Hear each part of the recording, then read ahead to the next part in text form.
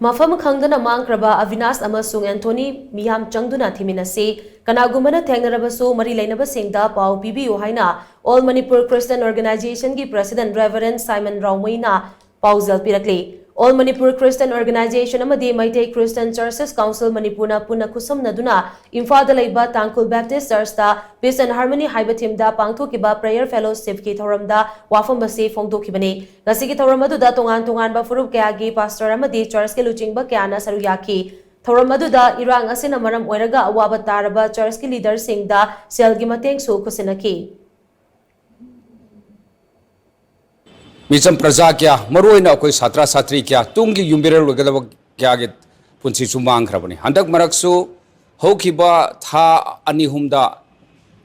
mang khiba loina na ngasi ngara nahan dasu adong loba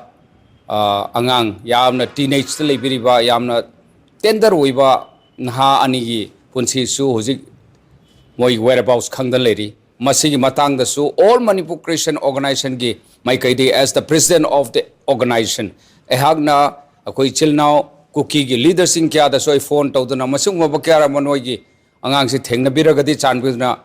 tek ta kaidana thadok bina na so ai appeal tawjakhibani